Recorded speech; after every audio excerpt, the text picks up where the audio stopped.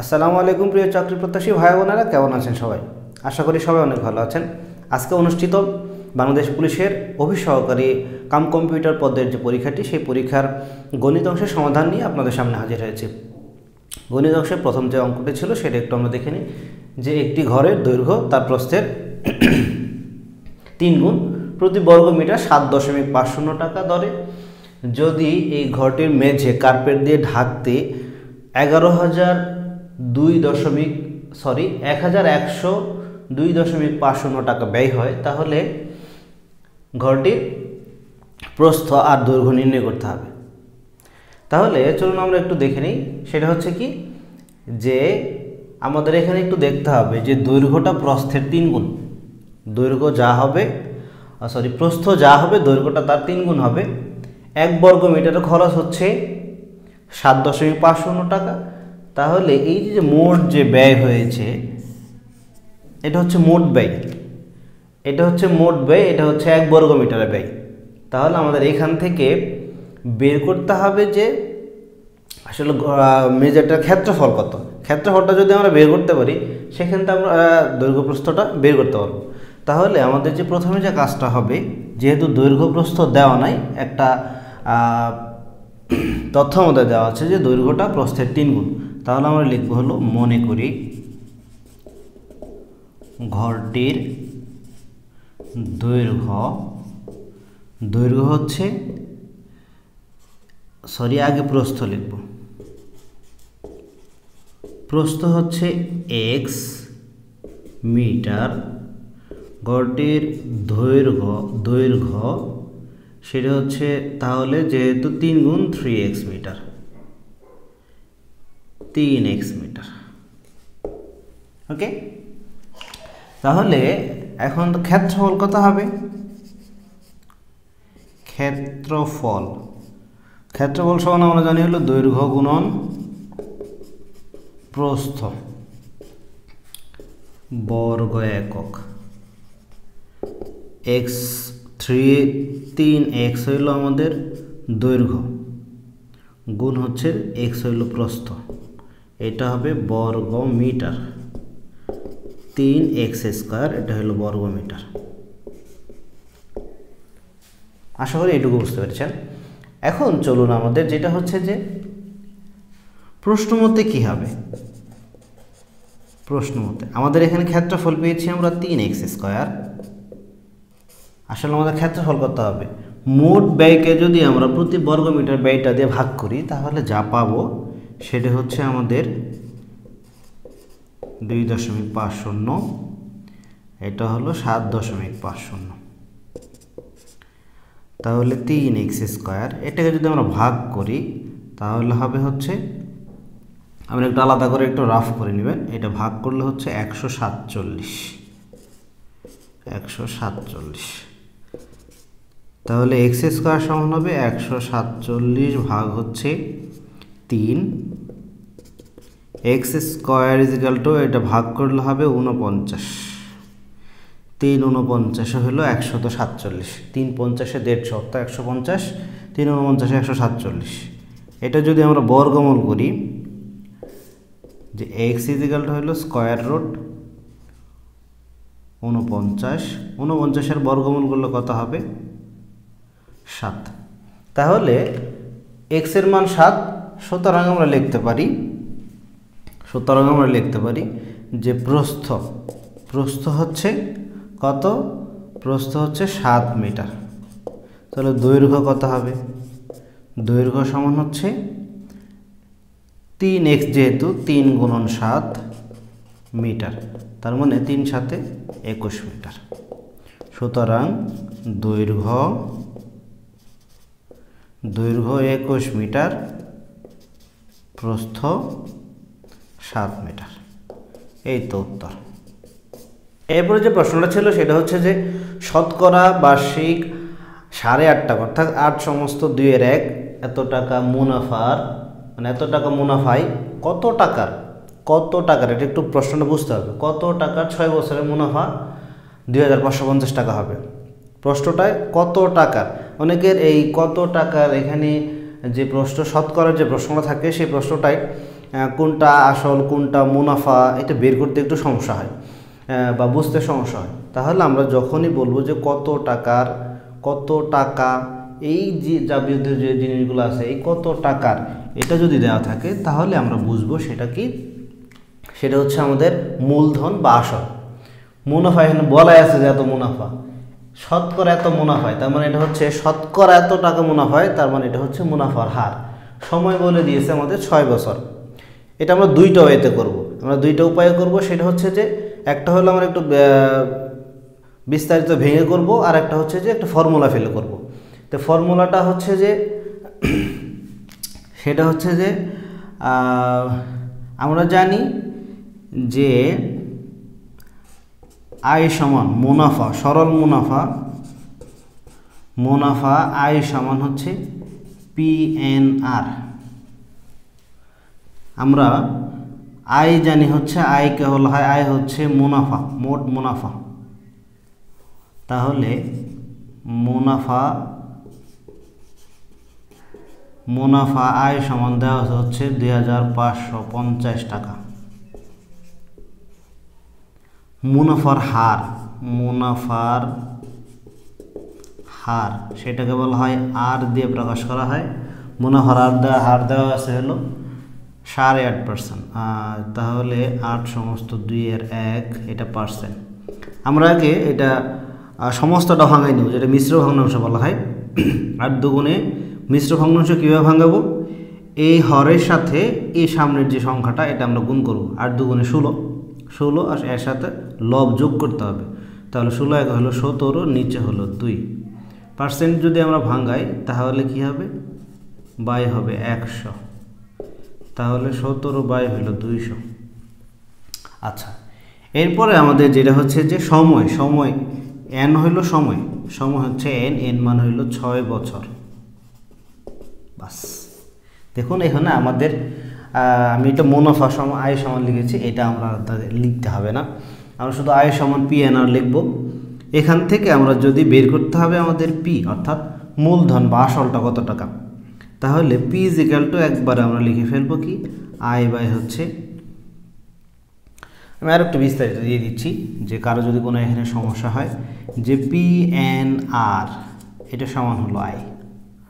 তাহলে আমাদের বের করতে হবে P, এই পাশে এগুলো গুণাকার আছে, ডান পাশে গিয়ে কী হবে, ভাগ হবে। তাহলে NR, আমরা এখানে মানগুলো, আয়ের মান হলো 2550, n এর মান হলো 6, এটা হবে 17, নিচে হচ্ছে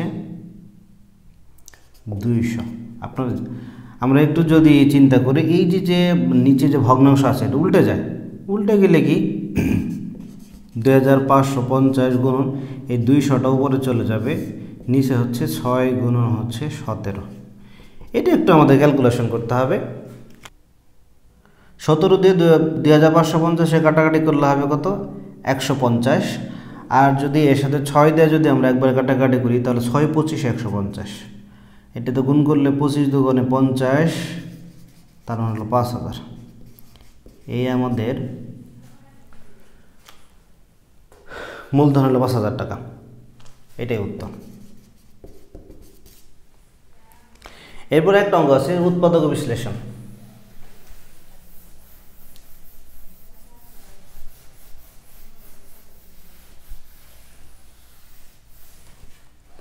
উৎপাদক বিশ্লেষণটা এরকম ছিল, x³ + 6x²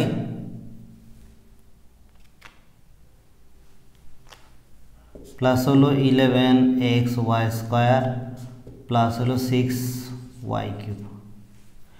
এটা আমরা দুইটা ওয়েতে এটাও করতে পারি, আমি একটা করছি আগে, সেটা হচ্ছে যে, তাহলে আমি কি করেছি দেখুন একটু, যে এখানে x³ 3x² × 2y লিখেছি, প্লাস হলো 3x2y² প্লাস 2y³। তার মানে আমি এটাকে a³ + 3a² b plus 3ab² plus b³ এই আকারে সাজিয়েছি। এইটার জন্য আমাকে কিছু কাজ করতে হয়েছে, সেটা কি, এখানে একটু খেয়াল করুন, এখানে 3 × 2 মানে 3 দুগুণে 6, 6x² আছে, এটা 2² মানে হলো 4, 3 4 12, এখানে আমাদের আছে হলো 11। তাহলে একটু আমি একটা বেশি লিখেছি, এই এক্স ওয়াই স্কোয়ার একটা মাইনাস করে দিয়েছি। 2y কিউব মানে হলো 8y কিউব, কিন্তু আমাদের আছে হচ্ছে 6y কিউব, তাহলে আমি একটু এখানে বেশি লিখেছি 2y কিউব, এই 2y কিউব আমি মাইনাস করে দিয়েছি। তাহলে এটা পড়লো হচ্ছে x plus 2y whole cube plus হলো এটা এখানে আমি মাইনাস, এখানে আমি ওয়াই স্কোয়ারটা কমন নিব, কমন নিলে থাকছে হচ্ছে এক্স প্লাস 2y। একটু দেখুন, এক্স প্লাস 2y এটা যদি আমি কমন নিই দুইটা থেকে একটা করে, এখানে থাকছে হচ্ছে x plus 2y whole square minus হলো y square. X plus 2y এ স্কোয়ার মাইনাস বি স্কোয়ার, এটা যদি আমি ফর্মুলা ফেলি তাহলে কি হয় দেখুন, এক্স প্লাস 2y মানে এ প্লাস হইল বি অর্থাৎ ওয়াই, এক্স প্লাস 2y মানে এ মাইনাস হইল বি ওয়াই। এটা একটু x plus 2y, x plus 2y আর ওয়াই যোগ করলে হচ্ছে 3y, এটা 2y থেকে ওয়াই বিয়োগ করলে হচ্ছে এক্স প্লাস ওয়াই। এটা একটু সাজিয়ে লিখলে ভালো হয়, এক্স প্লাস ওয়াই দেন হচ্ছে x plus 2y x plus 3y। ওকে, তাহলে এইটুকু হলো। আমি এটাকে একটু ডিফারেন্ট নিয়মে, অন্য একটা নিয়মে করছি, সেটা হচ্ছে কি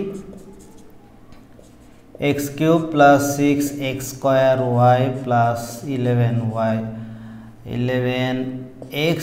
স্কোয়ার প্লাস হচ্ছে 6y কিউব।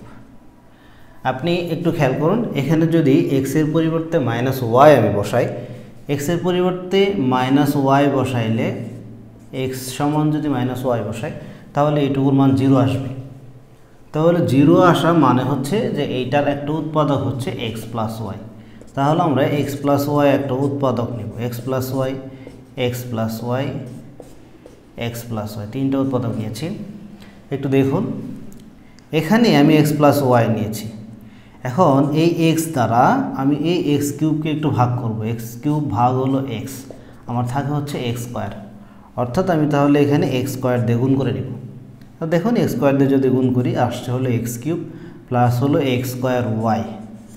কিন্তু একটু খেয়াল করুন, আমাদের এখানে আসা হচ্ছে 6x স্কোয়ার ওয়াই, কিন্তু আমি পেয়েছি হচ্ছে এক্স স্কোয়ার ওয়াই, তাহলে আরেকটা 5x স্কোয়ার ওয়াই লাগবে।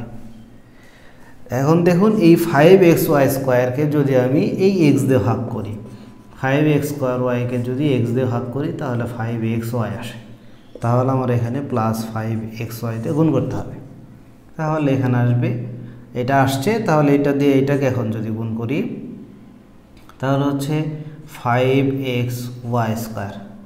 দেখুন এটা দ্বারা এটাকে গুণ করলে এটা আসছে, এটা আমি এখানে এটা আগেই লিখেছিলাম, এটা তো গুণ করে হলো, তারপরে এটা দিয়ে আবার যদি এটা গুণ করি তাহলে 5xy স্কোয়ার। দেখুন আমাদের এখানে কি লাগবে এটা আমি একটু লিখছি আগে, যেমন এই পর্যন্ত আসছে 5xy স্কোয়ার, কিন্তু আমাদের এখানে আসে হচ্ছে 11xy স্কোয়ার, তাহলে আমি আরও আমাদের 5xy স্কোয়ার আছে, তাহলে আরও 6xy স্কোয়ার লাগবে।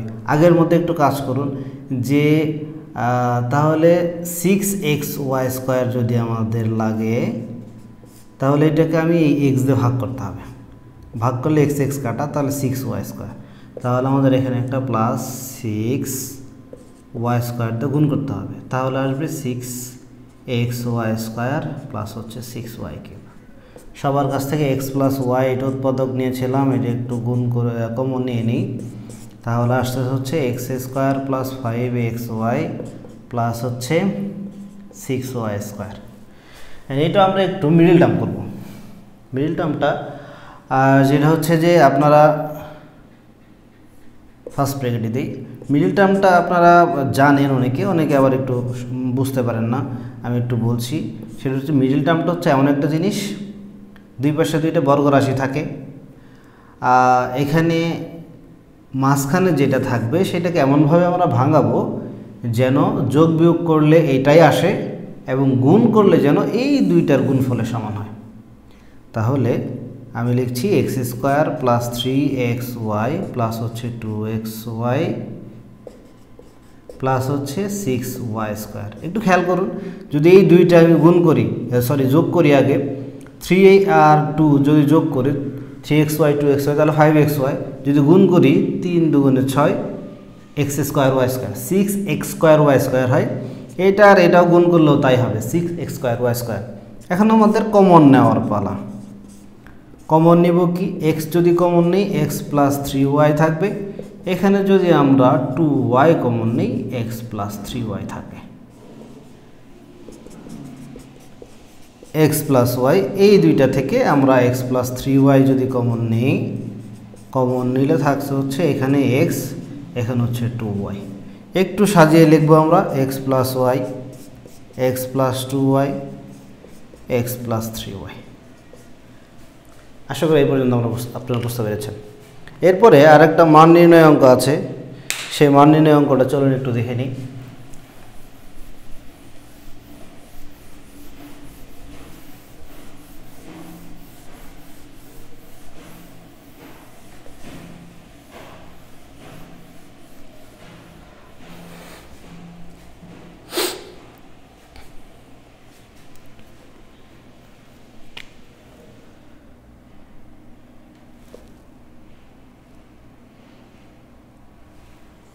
a plus b plus c is equal to 2 ab plus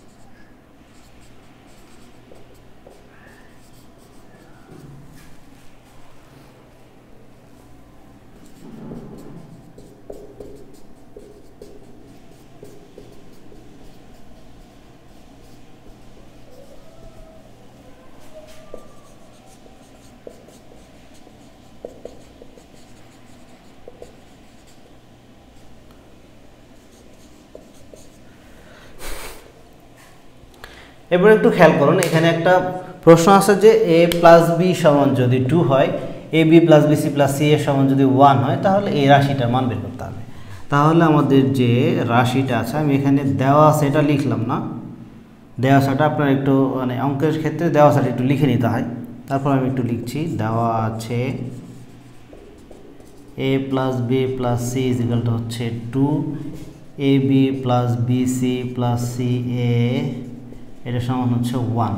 তারপর তো রাশিটা আমাদের কি ছিল, রাশিটি ছিল হচ্ছে a + b² b + c² c + a²। প্রত্যেকটাই আমরা বর্গের সূত্রে ফেলে দিব, যে a² + 2ab প্লাস হলো b², b² + 2bc প্লাস হলো c², c² + 2ca প্লাস হলো a²। দেখুন এটা 2a² হয় প্লাস 2b² হয় plus 2c² plus 2ab 2bc plus হলো 2ca। সবটি থেকে যদি আমরা 2 কমন নিই,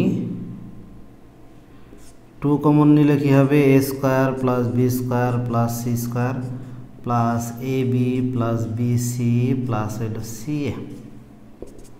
2 ইন্টু এইটার মান আমাদের আছে কিন্তু এইটুকুর মান নাই, তাহলে কি করতে হবে, এইটার সূত্র আমরা জানি a + b + c² minus 2 into ab + bc plus হলো ca, এটা plus ab plus bc plus ca।